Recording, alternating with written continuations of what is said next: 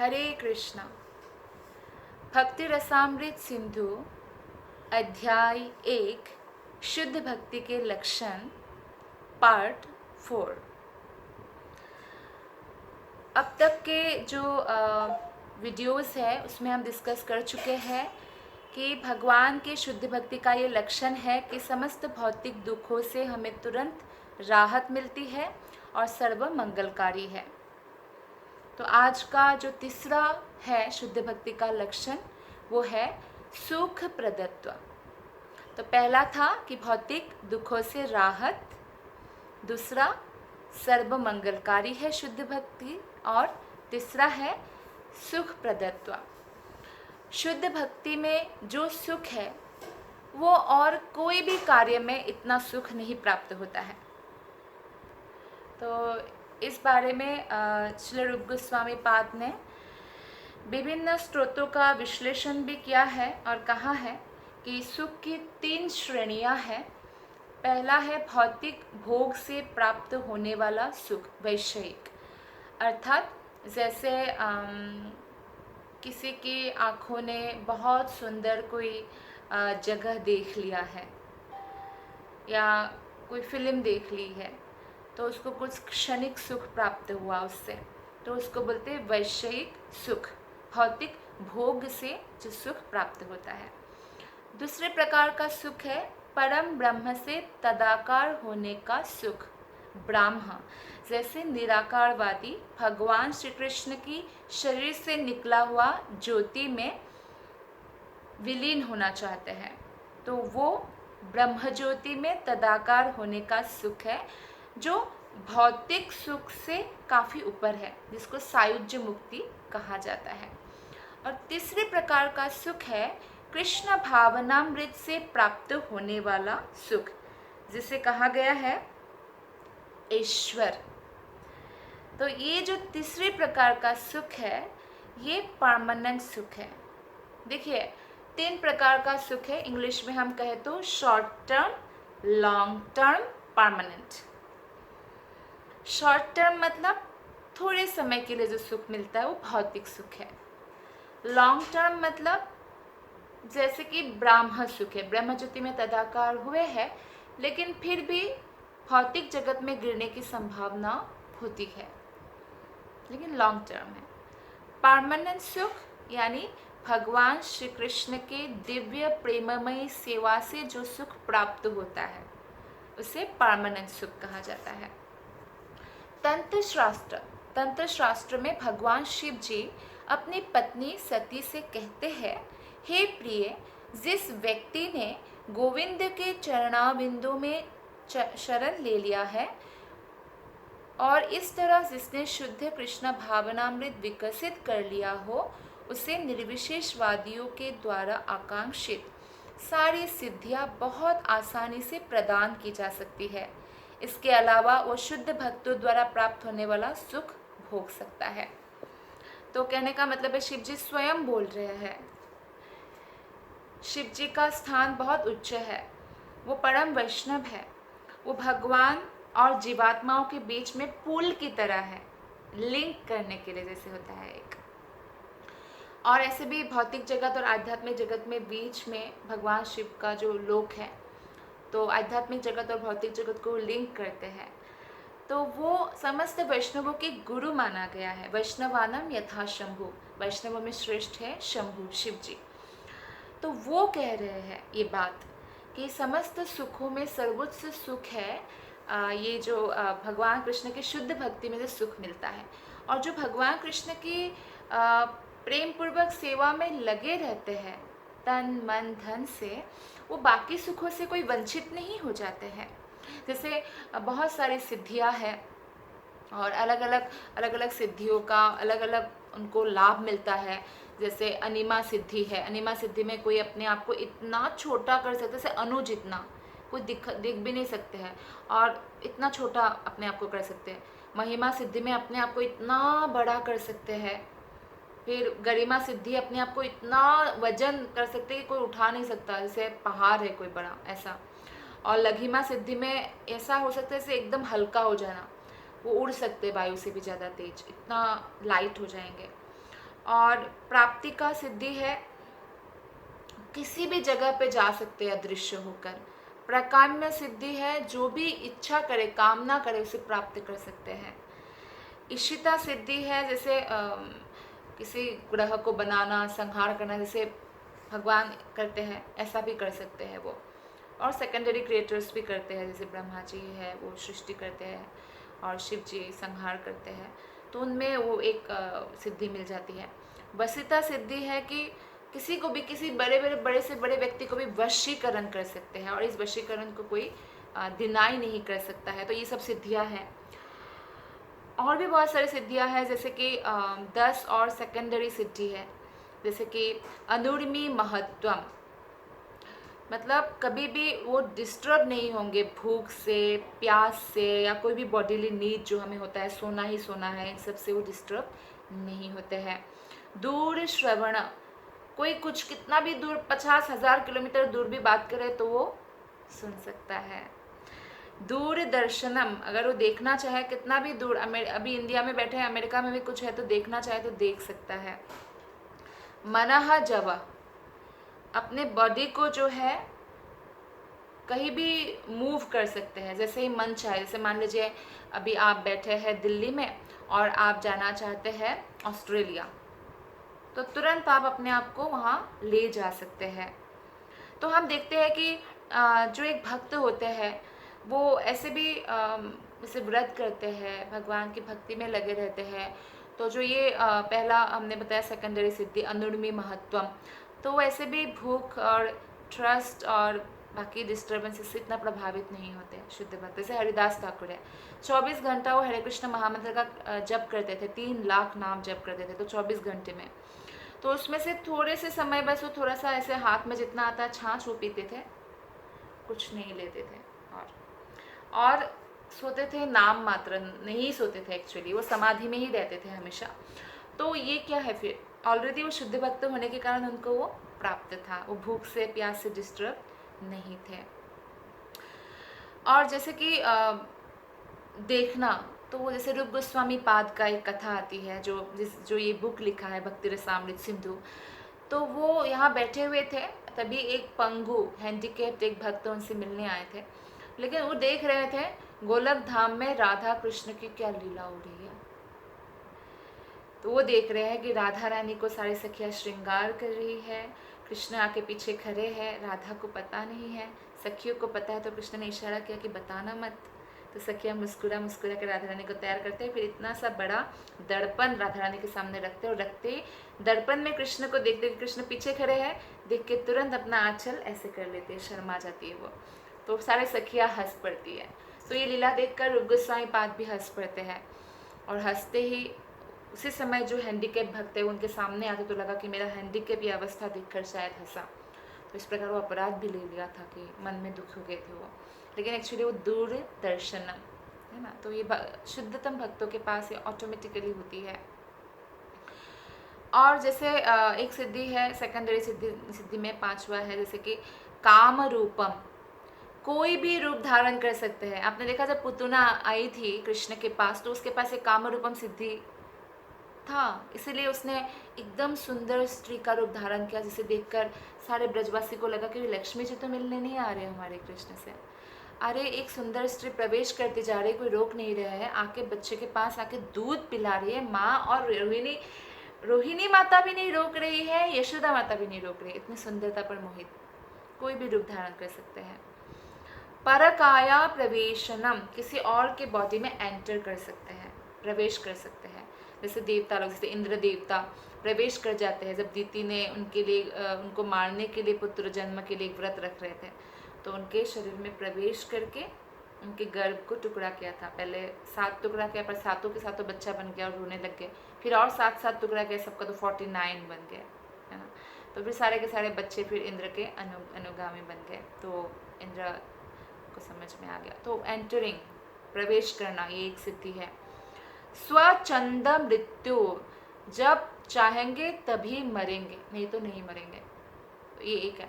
आप देखिए जब भीष्म पितामह ने भीष्म प्रतिज्ञा किया था अपने माता के लिए कि शादी हो जाए, शांतनु का दूसरा विवाह हो जाए सत्यवती के साथ। तो शांतनु महाराज ने उनको आशीर्वाद दिया था इच्छा मृत्यु का, तो ये ऑलरेडी उनके पास वो था। तो इस प्रकार से स्वच्छंद मृत्यु। आठवां है जैसे कि देवानाम सह कृदा अनुदर्शनम, अनुदर्शनम मतलब साक्षी बनना और भाग भी लेना देवताओं के लीलाओं में। आप देखिए बहुत सारे ऐसे महान राजा थे जिसको देवता लोग भी बुलाते थे अपने उसमें भाग लेने के, युद्ध में भाग लेने के लिए। जैसे खटवांग महाराज थे, खटवांग महाराज भगवान के भक्त थे, और जब वो युद्ध में भाग लेने जाते हैं तो फिर युद्ध में जीत जाते हैं, और फिर देवता लोग बहुत प्रसन्न होते हैं और कहते हैं कोई भी वर मांगिए मुक्ति के बिना, क्योंकि मुक्ति तो सिर्फ भगवान विष्णु ही दे सकते हैं, बाकी चीज़ मांग लीजिए। तो बोला कि मेरा ये जानने का इच्छा है कि मेरे पास कितना समय है और जीवन काल। तो बोला आपके पास तो बस एक मुहूर्त है या एक क्षण है, सच बोला। तो वो तुरंत स्वर्ग छोड़कर, स्वर्ग में रह सकते हैं या ऐसा मांग सकते थे मैं हमेशा स्वर्ग में रहूँ, वो दे भी देते हैं क्योंकि स्वर्ग भी भौतिक जगत है, लेकिन तुरंत वहाँ से छोड़कर पृथ्वी आए और भगवान विष्णु पर अपने मन को केंद्रित किया और तुरंत मोक्ष लाभ किया। तो ऐसे भक्त हैं, तो उनको हम देखते हैं कि किस प्रकार जो है वो देवताओं के वहाँ पे जाके युद्ध किया। मुच्छुकुंड जो राजा थे वो भी देवताओं के उसमें युद्ध के लिए भाग लेने जाते थे। या अर्जुन को तो कृष्ण स्वयं उसी शरीर में ले गए थे अर्जुन को, और बहुत समय तक रहे वो, गंधर्वों से विद्या भी सीखी, संगीत का आदि। तो कृष्ण भक्त के लिए जो है ये सुलभ है। यही बात जो है भगवान शिव जी कह रहे हैं तंत्र शास्त्र में। और यथा संकल्प संसिद्धि, जो संकल्प करे उसे सिद्ध करते हैं, ये भी एक सिद्धि होता है। आज्ञा अप्रतिहत गति ही, अगर कुछ आज्ञा दिया है उसमें कभी बाधा नहीं आएगा, वो आज्ञा दूसरों को मानना ही पड़ेगा। तो ऐसे बहुत सारे जो है भक्त है, शुद्ध भक्त, जो इच्छा करते हैं वो पूर्ति करते हैं। कौन पूर्ति करते हैं? कृष्ण पूर्ति करते हैं, या जो आज्ञा देते हैं सब लोग पालन करते हैं। तो ये शुद्ध भक्त उस सिद्धियों से भी वंचित नहीं होते हैं। और जैसे उस और भी कुछ इन्फीरियर सिद्धियां हैं, जैसे त्रिकाल ज्ञात्वम, अतीत वर्तमान भविष्य जानना, त्रिकालज्ञ पुरुष जैसे बोलते हैं। तो ऐसे बहुत भक्त है। और अद्वंदम मतलब जो द्वंद्व है ना, द्वैत है, गर्मी सर्दी या कोई भी ऐसा सुख दुख, उससे कभी विचलित नहीं होते। तो ऐसे बहुत सारे शुद्ध भक्त हैं जो सुख दुख में विचलित नहीं होते, जिन्होंने उत्तम अवस्था को प्राप्त कर लिया भक्ति में। जैसे हम लोग ट्राई करते करते जैसे कनिष्ठ लेवल में होते हैं, फिर मध्यम लेवल में, फिर उत्तम लेवल में। तो उत्तम लेवल में जाते ही सुख दुख, दिन रात, सर्दी गर्मी में वो कभी विचलित नहीं होते हैं। फिर है परचित्त आदि अभिज्ञाता, दूसरों का मन जानना। तो ऐसे बहुत सारे भक्त हैं जो दूसरों का मन जानते हैं। और कई बार हैरानी होती है कि ऐसे जो गुरु है, आचार्य है, उनके पास जब शिष्य जाते हैं और उनको लगता है अरे इनको मेरा मन पता था पहले से। जैसे एग्जाम्पल अगर मैं देना चाहूँ तो श्रील प्रभुपाद के एक शिष्या थी जिनकी ये इच्छा थी कि उनका नाम श्रील प्रभुपाद उनके मतलब वो कृष्ण की लीला में गैया है ऐसा वो चाहती थी, ऐसा वो कल्पना करती थी। तो सोचती थी मेरा नाम कृष्ण की गाय के नाम से हो। तो प्रभुपाद ने वही नाम दिया, सुरभि। या जैसे कि ऐसा इच्छा, एक बार ऐसी इच्छा, प्रभुपाद सबके मन को जानते हैं, सबके मन को। तो कोई भी शिष्य जो है वो हैरान हो जाते थे कि प्रभुपाद किस तरह से हमारे मन को पढ़ लेते, किस तरह से जान पाते हैं। तो बहुत सारे उदाहरण हैं ऐसा। तो ऐसा है परचित्त आदि विज्ञाता। और एक है अग्नि अर्क अम्बु विषा आदि नाम प्रतिष्ठाम्ब, मतलब मतलब उसका जो प्रभाव है आग का, सूर्य का, पानी का या पॉइजन का, ये सब वो चेक कर सकते हैं, जान सकते हैं। या एक है अपराजय, कभी भी किसी से वो पराजित नहीं होते। तो ऐसे बहुत सारे थे। अर्जुन अपराजय थे, बहुत सारे भक्त जो योद्धा थे वो अपराजय थे। या बहुत सारे विद्वान व्यक्ति वो अपराजय होते हैं जो भगवान के भक्त होते हैं। तो इस तरह से हम देखते हैं कि बहुत सारी ऐसी सिद्धियां हैं जो जिससे तंत्र शास्त्र में शिव जी बोल रहे हैं कि भक्त उससे कभी भी वंचित नहीं होते। तो भक्तों को ये नहीं समझना चाहिए कि अगर हम शुद्ध भक्ति कर रहे हैं तो बाकी सुखों से क्या वंचित होंगे, नहीं।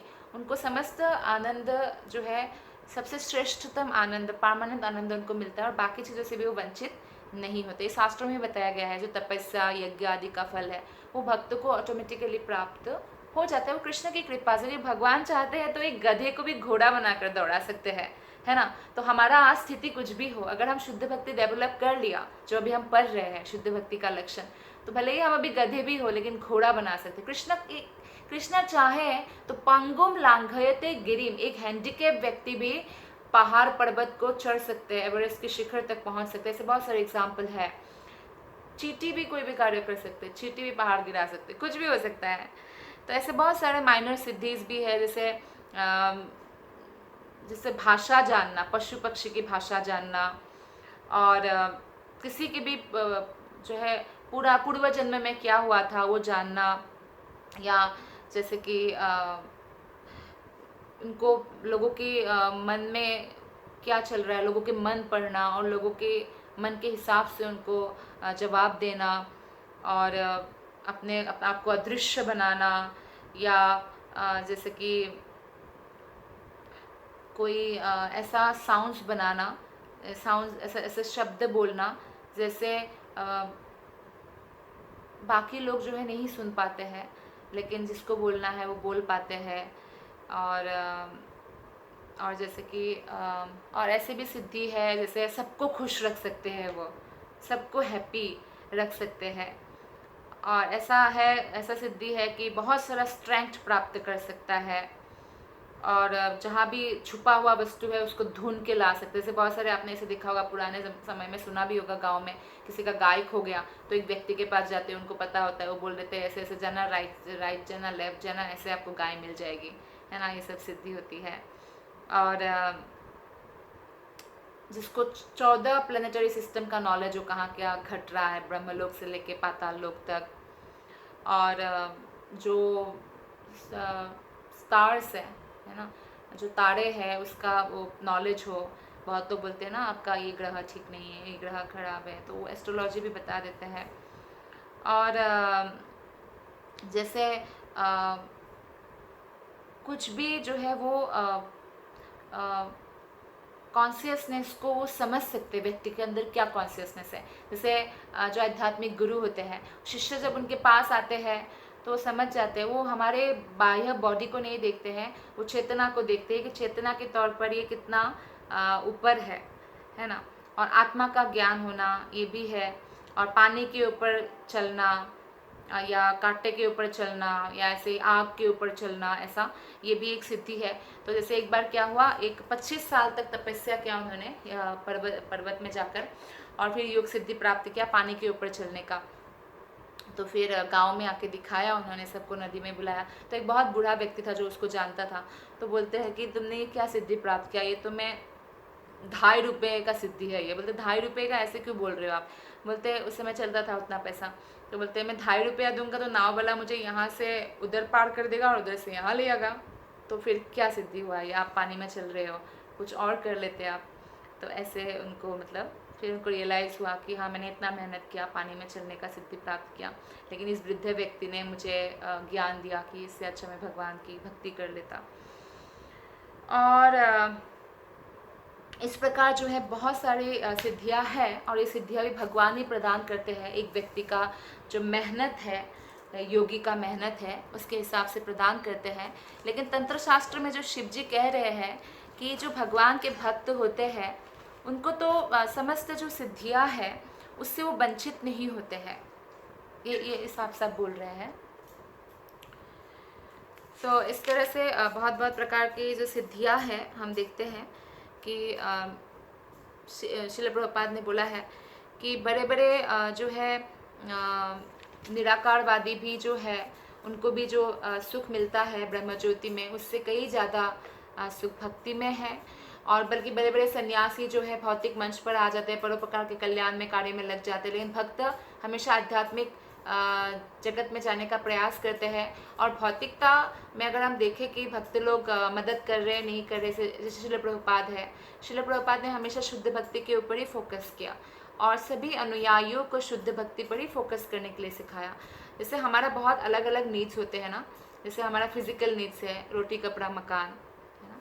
और उसके ऊपर जैसे हमारा कुछ सोशल नीड्स है, लोगों से प्रेम पाना, है ना, एक सोसाइटी से सोसाइटी होना, या हमारा एक नीड है कि इंटेलेक्चुअल्स नीड है, बुद्धि का उपयोग करना, ये एक नीड्स होता है। और एक होता है स्पिरिचुअल नीड्स, जो आत्मा की ज़रूरत है, जो आत्मा को आहार चाहिए, वो एक नीड्स होता है। तो जब हम स्पिरिचुअल नीड्स को पूरी करते हैं ना, आत्मिक लेवल पर जब काम करते हैं, बाकी नीड्स ऑटोमेटिकली पूरा हो जाता है। जैसे एक 2000 के नोट पर ऑलरेडी उसमें 500 का नोट भी है, 100 का भी है, 50 का भी है ना। तो इसी प्रकार से अगर हम आध्यात्मिक धरातल पर कार्य करते हैं तो स्पिरिचुअल नीड्स को पूरा करते करते इंटेलेक्चुअल नीड्स पूरा हो जाता है, क्योंकि विज्ञान को समझने के भी, वैदिक विज्ञान को समझने की हम प्रयास करते हैं और इंटेलेक्चुअली चीज़ों को देखना शुरू करते हैं। या उसमें जो आपका मेंटल प्लेटफॉर्म में जो नीड्स चाहिए, जैसे कि सोशल नीड्स है, दूसरों से प्यार, तो हमें समाज मिल जाता है भक्तों का जिसमें बहुत प्रेम है, लोग एक दूसरे से ईर्ष्या नहीं करते हैं, प्रेम करते हैं और प्रयास करते हैं कि गोलक धाम जाने के लिए हमें इतना उपयुक्त बनना है कि व्यक्ति खुद से ज़्यादा दूसरों से प्रेम करे, दूसरों का दुख समझे, तो एक सोसाइटी मिल जाता है। यानी इमोशनल भी हमारा वो पूरा हो गया नीड्स, और ऑब्वियसली फिजिकल नीड्स पूरा होता है, जैसे रोटी कपड़ा मकान। तो एक भक्त दूसरों का मदद करते हैं, दूसरे भक्तों का मदद करते हैं, तो इस प्रकार से सारे नीड्स पूरी हो जाती है। तो इसलिए जब कोई निराकारवादी या मायावादी सन्यासी भौतिक मंच पर उतरते हैं तो वो फिर इसलिए उतरते हैं क्योंकि उनको वो जो दिव्य सुख जो कृष्ण भक्ति में मिलता है वो निराकार ब्रह्म में वो नहीं ढूंढ पाते हैं, क्योंकि कृष्ण ने कहा है कि बहुत मुश्किल है। तो जैसे हमने अभी सिद्धियों के बारे में बात किया है, तो श्रील प्रभुपाद भी वही कहते हैं कि अनिमा सिद्धि से वो पत्थर के अंदर भी घुस सकते हैं। और तो ये पत्थर के अंदर घुसने का जो है खुदाई कार्य वैज्ञानिक भी कर चुके हैं, उनको प्राप्त हो चुका है। लघिमा सिद्धि से वो हल्का बन के वायु में तैर सकते हैं या जल में भी तैर सकते, जल में ऐसे पैदल चल सकते हैं पानी के ऊपर से। तो इसे तो आधुनिक वैज्ञानिक प्राप्त कर चुके हैं, वो फ्लाइट उड़ते हैं या शिप जाते हैं, शिप के अंदर भी अब जो पानी के अंदर भी अब जाती है सबमरीन आदि। तो इस प्रकार आधुनिक वैज्ञानिक ये सब प्राप्त कर चुके हैं। और इसलिए जो बुद्धिमान व्यक्ति है, बहुत ज़्यादा बुद्धिमान, तो जैसे एक जर्मन विद्वान कहते हैं कि योग सिद्धियाँ तो आधुनिक वैज्ञानिक भी प्राप्त कर रहे हैं, तो मुझे तो भगवत धाम जाने के लिए भक्ति योग सीखना है, इसलिए वो भारतवर्ष आते हैं। तो लेकिन कई सारा जो योग सिद्धि है वो अभी प्राप्त नहीं कर चुके हैं हमारे आधुनिक वैज्ञानिक। जैसे लघिमा सिद्धि के द्वारा सूर्य की किरणों से सूर्यलोक में पहुंच सकते हैं, या हाथ पसार कर प्राप्ति सिद्धि के द्वारा जो है चंद्रमा को छू सकते हैं, 50,000 मील दूरी कोई भी बगीचा में कोई फल तोड़ सकते हैं, कुछ भी फूल तोड़ सकते हैं, कुछ भी ला सकते हैं, वो ये प्राप्ति सिद्धि है। तो वैज्ञानिक को ये सब प्राप्त नहीं हुआ है। लेकिन जैसे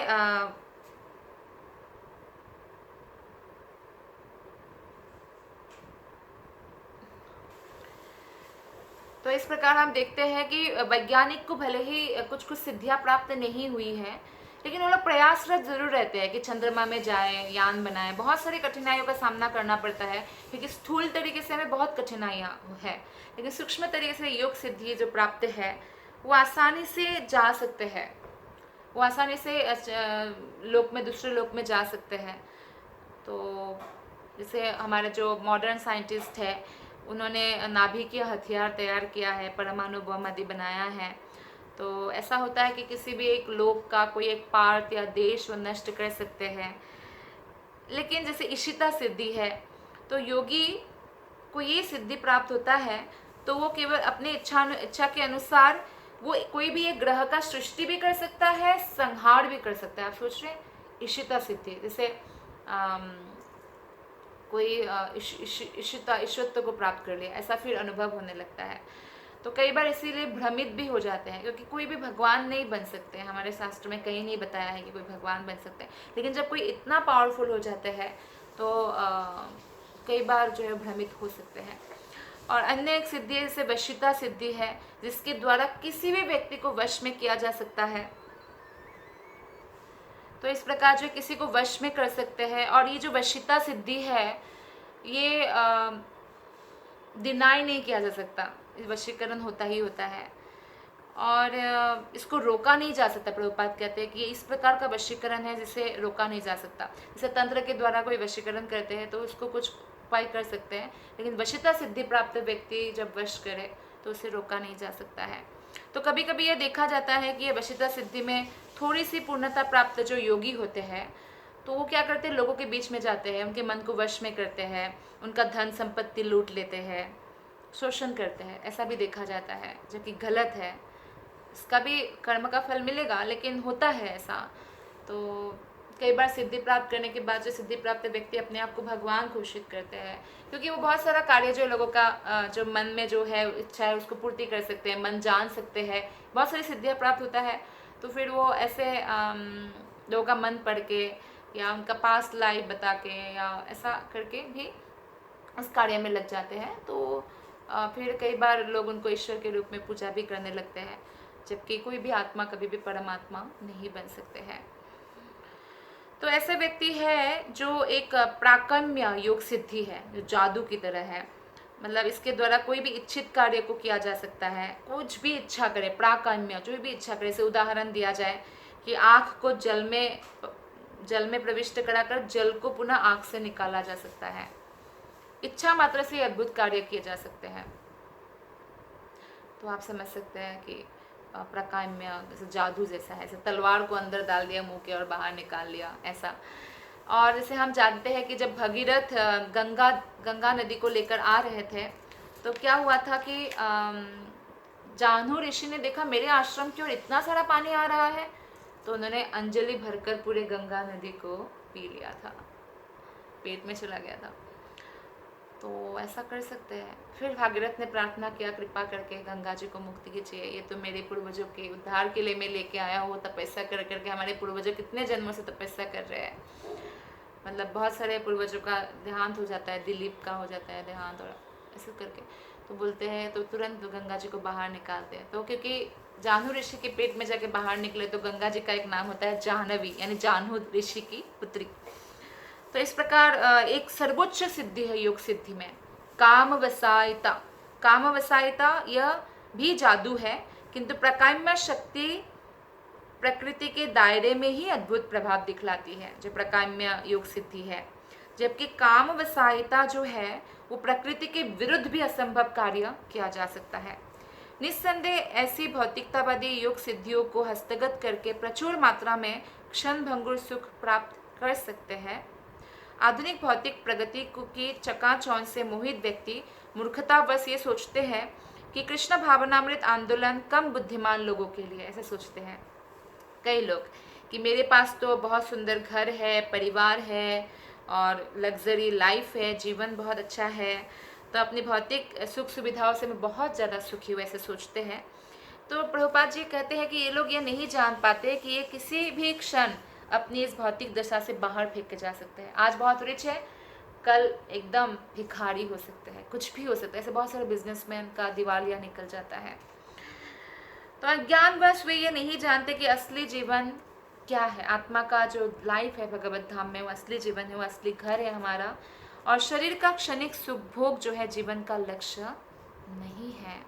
फैसिलिटी मिला है अगर कृष्ण की कृपा से, उसको भी कृष्ण की सेवा में हमें उपयोग करना है। किंतु लोग जो है गहन अज्ञान के कारण भौतिक सुख भोग की चकाचौंध भरी उन्नति से मोहित होते हैं।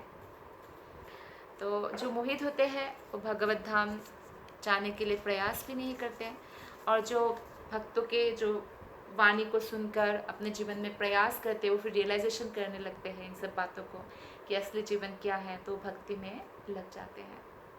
धन्यवाद। हरे कृष्णा।